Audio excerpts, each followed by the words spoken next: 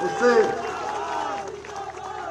अब मैं देख रहा हूं कि अगले दिन दूसरी में जा रहा हूं तो मैं अनिल जी से कह रहा था, यार कल तो बड़ा मन अच्छा हो गया बीरो वहां चौबट्टा खाल में, और आज जब हम लोग हेलीपैड से वहां से स्कूल से वहां से आ रहे थे तो रास्ते में जिस प्रकार से हमारी माताएं बहनें हमारे बड़े बुजुर्ग सब लोग भाजपा का झंडा लेके खड़े थे, आज इतनी ऊर्जा आ गई। सच बता रहा हूं, अनिल जी तो प्रत्याशी हैं, लेकिन मैं प्रत्याशी के साथ सह प्रत्याशी जैसा हूं कि मैं भी जो है इनके लिए यहाँ पर आप सबका मत और समर्थन मांगने के लिए आया हूं, तो मेरी भी ऊर्जा बढ़ गई और मुझे लग रहा है कि मैं अब दूसरी सभा में चिन्याली छोड़ जाऊंगा अभी, तो जितनी ऊर्जा मैं यहां लेकर आया था उससे दुगनी ऊर्जा आप सबकी वहां लेकर जाऊंगा भाइयों बहनों, क्योंकि और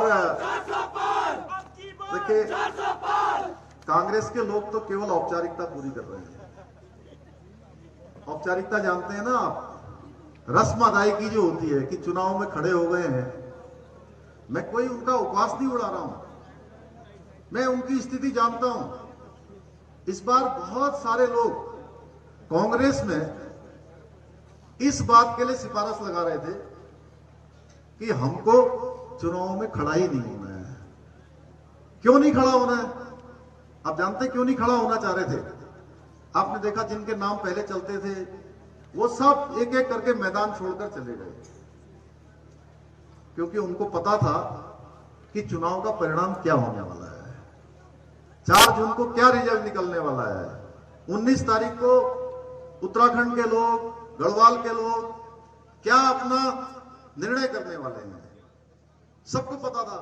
ऐसे ही पूरे गढ़वाल लोकसभा में ये कोई प्रश्न नहीं है जी कि अनिल बलूनी जी को वोट देना है आप दे रहे हैं, समर्थन देना है आप दे रहे हैं, ये जीतने वाले हैं। और अब ये प्रश्न है कि कितने कितने मतों से आप लोग जिताने वाले हैं।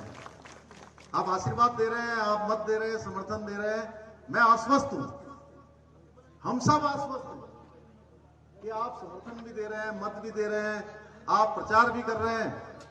अब ये है कि भाई ये कितने वोटों से ज्यादा वोटों से जीतेंगे। कांग्रेस केवल और केवल अपने साख बचाने के लिए, केवल और केवल अपना अस्तित्व बचाने के लिए इस चुनाव के मैदान में है। क्योंकि भाइयों बहनों ये जरूर है कि हम अपना सांसद अनिल बलूनी जी को बना रहे हैं, लेकिन सांसद के साथ साथ इस बार आप जो भी वोट अनिल बलूनी जी को देंगे वो वोट सीधे सीधे नरेंद्र मोदी जी को जाएगा, सीधे सीधे नरेंद्र मोदी जी को ताकत देने वाला है।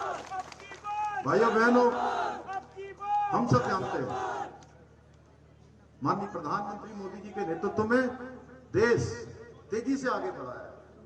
आज हमारा मान सम्मान और स्वाभिमान पूरी दुनिया के अंदर बढ़ा है। एक समय होता था कि भारत के प्रधानमंत्री 2014 से पहले अगर विदेशों में जाते थे तो उनको कोई मिलने भी नहीं आता था। भाइयों बहनों आज दुनिया के अंदर कोई घटना होती है तो पूरी दुनिया भारत के रुख का इंतजार करती है, क्योंकि मोदी जी ने पूरे दुनिया के अंदर भारत की साख बढ़ा दी, भारत की वैश्विक पहचान बढ़ा दी। भाइयों बहनों, और मोदी जी का जो 10 साल का कार्यकाल है, देखिए 2014 से बाद देश के अंदर क्या परिवर्तन आया, ये जरूर हम सबको जानना चाहिए।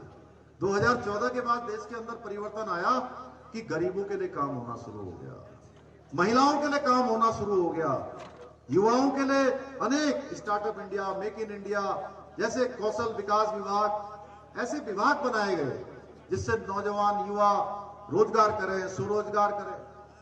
प्रधानमंत्री आवास योजना बनाई गई, हर गरीब को मकान मिले, हर बहन को शौचालय मिले, इज्जत घर मिले, इज्जत घर बनाए गए। आयुष्मान भारत योजना लागू की गई।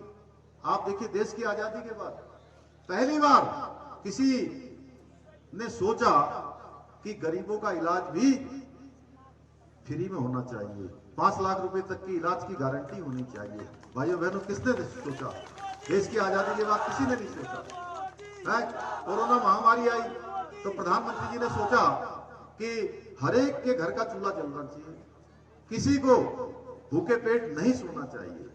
और प्रधानमंत्री जी ने केवल एक प्रधानमंत्री के रूप में नहीं, जिस प्रकार से एक माता पिता अपने बेटे और बेटी की चिंता करते हैं, उस प्रकार की चिंता उन्होंने देश के 140 करोड़ लोगों के लिए करी भाइयों बहनों। क्योंकि वो हमेशा कहते हैं देश के 140 करोड़ लोग मेरे पारिवारिक जन हैं।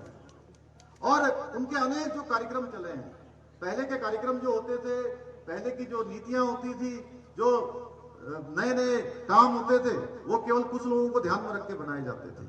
प्रधानमंत्री मोदी जी के बनने के बाद गरीबों के लिए, जिनको आवश्यकता है, उनके लिए नीतियां बनाई गई, उनके लिए काम किए गए, उनके लिए फैसले लिए गए। उसका परिणाम हुआ कि 10 वर्षों में 25 करोड़ लोग, देश के 25 करोड़ लोग गरीबी रेखा से बाहर आए भाइयों बहनों। क्योंकि ये तब होता है जब 140 करोड़ भारतीयों को अपना परिवार मान के काम किया जाता है। ऐसे अनेक काम उन्होंने राष्ट्र हित में लिए हैं। हम सब उत्तराखंड के लोग हैं। उत्तराखंड के लोग, जहां हमको देवभूमि होने का गौरव प्राप्त है कि देवभूमि है, देवभूमि के साथ साथ ये हमारी वीर भूमि भी है भाइयों बहनों। आपने देखा होगा कश्मीर के अंदर, इसी में देखता हूं आसपास से गब्बर सिंह की भूमि है, ये हमारे अनेक एक से एक वीरों की भूमि है। अभी अनिल जी ने बताया किस प्रकार से देश को अपना योगदान देने वाले जनरल बिपिन रावत, ये इसी माटी में पैदा हुए, इसी माटी से निकलकर उन्होंने देश दुनिया का नेतृत्व किया भाइयों बहनों। तो उस कश्मीर को बचाने के लिए भी माननीय प्रधानमंत्री मोदी जी ने धारा 370 देश के अंदर हटाने का काम किया। जो कश्मीर का पूरी तरह से भारत में विलय नहीं कर रही थी, भारत के अंग होते हुए भी, भारत का अभिन्न अंग होते हुए भी देश के अंदर दो व्यवस्थाएं चल रही थी। आज कांग्रेस के लोग कहते हैं कि कश्मीर से राजस्थान वालों को क्या लेना देना, बिहार वालों को क्या लेना देना, और उत्तराखंड आएंगे तो कहेंगे उत्तराखंड वालों को लेना देना क्या है। तो भाइयों बहनों, क्या कश्मीर भारत का अभिन्न अंग नहीं है क्या? जिस कश्मीर को बचाने के लिए हमारे रणबांकुरों ने अपनी जान की बाजी लगाई है, 40,000 से ज्यादा देश के लोगों ने वहां अपनी शहादत दी है उस कश्मीर को बचाने के लिए, लगातार उपवास उड़ाने का काम करते हैं। देखिए, आज कभी हमारे नौजवानों के बीच में जाकर बरगलाने का काम करते हैं। देश के अंदर 4 दशकों से 1 रैंक और 1 पेंशन लागू नहीं हुई थी। उस 1 रैंक और 1 पेंशन को लागू करने का काम किसने किया? भारत मां के लाल नरेंद्र मोदी जी ने किया। बड़ा साहस दिखाया भाइयों बहनों। हमारे इस सैनिक बाहुल्य क्षेत्र में मैं ये जरूर बताना चाहता हूं, क्योंकि मैंने सेना को बहुत नजदीक से देखा है। मैं एक सैनिक परिवार में पैदा हुआ हूं। सेना के लोगों का अपमान करना, जनरल बिपिन रावत जी का अपमान करना, उनको गली का गुंडा तक कहकर संबोधित करना, और कांग्रेस के लोगों की कोई प्रतिक्रिया ना आना, देवभूमि उत्तराखंड से भी ना आना, बहुत दुर्भाग्यपूर्ण था भाइयों बहनों। सैनिकों से सर्जिकल स्ट्राइक का वीडियो मांगना, उसका प्रमाण मांगना। सैनिक वहां वीडियो बनाएंगे कि वहां स्ट्राइक करेंगे या दुश्मन को नेस्तनाबूद करेंगे भाइयों बहनों? इनकी अकल कहां चली गई? ये सैनिकों को कई सालों तक, जो सियाचिन में ग्लेशियर में काम करने वालों को, इन्होंने अच्छे बूट नहीं दिए, अच्छे हथियार नहीं दिए, अच्छे जैकेट नहीं दिए, जिसके कारण से बहुत सारे लोगों को पैर भी काटने पड़ते थे, सेना में हाथ भी काटने पड़ते थे, गैंग्रीन हो जाता था। लेकिन 60 सालों तक इस देश के अंदर शासन करने के बाद भी कांग्रेस ने कभी सैनिकों की चिंता नहीं करी। भाइयों बहनों, सैनिकों के कल्याण के लिए, सैनिकों के मनोबल को बढ़ाने के लिए अगर किसी ने काम किया है तो भारत मां के लाल नरेंद्र मोदी जी ने किया है। भाइयों बहनों, हम सब जानते हैं सीमा में हमारे इस उत्तराखंड के लोग अपनी सेवाएं देते हैं, 24 घंटे सेवाएं देते हैं। पहले के समय में क्या होता था, अगर सीमा पार से गोली आती थी तो गोली का जवाब देने के लिए भी उनको पूछना पड़ता था। कंपनी कमांडर पूछता था ब्रिगेड से, ब्रिगेड वाले पूछते थे डिप से, डिप वाले पूछते थे कमांड से, कमांड से वो आर्मी हेडक्वार्टर सेना मुख्यालय में जाता था, तब जाकर जो है, और उसके बाद मंत्रालय में जाता था, और आदेश वापस लौटकर कभी नहीं आता था। भाइयों बहनों, मोदी जी ने इस व्यवस्था को बदलने का काम किया। मोदी जी ने कहा कि अब अगर कोई गोली दुश्मन की आएगी, आतंकवादी की आएगी, अलगाववादी की आएगी, जिहादी की आएगी, तो गोली का जवाब देने के लिए किसी से पूछना नहीं पड़ेगा, गोली का जवाब गोलों से देने का काम भारत की सेना करेगी। भाइयों बहनों, इस प्रकार से उन्होंने काम किया है। और भी उन्होंने बहुत सारे ऐतिहासिक निर्णय लिए हैं। 3 तलाक का खात्मा किया है, सीएए का कानून देश के अंदर लागू हुआ है।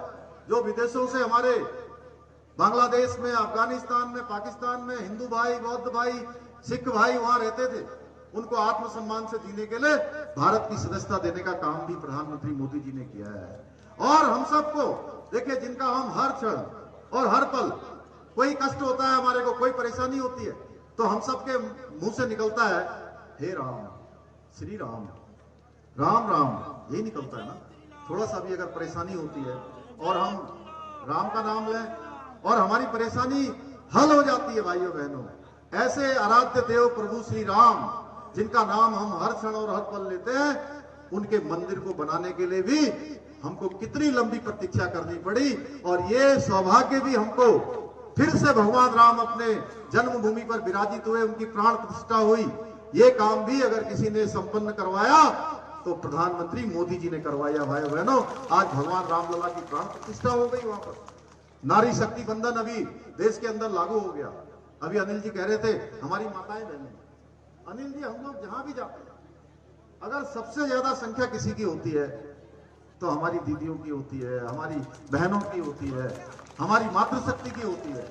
तो प्रधानमंत्री मोदी जी नारी शक्ति बंधन विधेयक देश के अंदर उन्होंने पास कर दिया और 33% आरक्षण अब विधायिका में सुनिश्चित हो गया। आने वाले समय में हमारी बहनें जो है हर क्षेत्र में जाएंगी, हमारी महिलाएं हर क्षेत्र में जाएंगी। भाइयों बहनों, ऐसे अनेक काम मोदी जी ने किए हैं। मैं बहुत विस्तार में नहीं जाना चाहता, आप सब जानते हैं।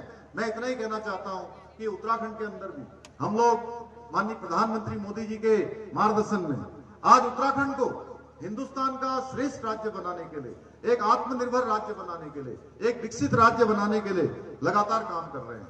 बहुत सारे फैसले हमने लिए हैं, बहुत सारे नए कानून बनाए हैं, बहुत सारी नई नीतियां बनाई हैं, बहुत सारे चैलेंज आए हैं। उन चैलेंजों को स्वीकार करते हुए, उन चुनौतियों को स्वीकार करते हुए हम आगे बढ़े हैं। आप सबके आशीर्वाद से उत्तराखंड के इतिहास में पहली बार एक इस राज्य में एक मिथक था, एक परिपाटी थी कि हर बार सरकार बदल जाती है जब भी चुनाव आता है। पहला चुनाव 2022 में जो हुआ, ये ऐसा चुनाव है जिसने उत्तराखंड के इतिहास को बदल दिया। एक ही पार्टी की सरकार पहले थी, फिर से आप सब लोगों ने आशीर्वाद देकर दोबारा सरकार में आने का अवसर प्रदान कर दिया। हमने आपसे जो भी वायदे किए, जो भी संकल्प किए हैं, उन सबको हम एक एक करके आगे बढ़ा रहे हैं। भाइयों बहनों, हमने कहा था हम समान नागरिक संहिता का कानून उत्तराखंड के अंदर लागू करेंगे। समान नागरिक संहिता हमारा पहला काम होगा नई सरकार के गठन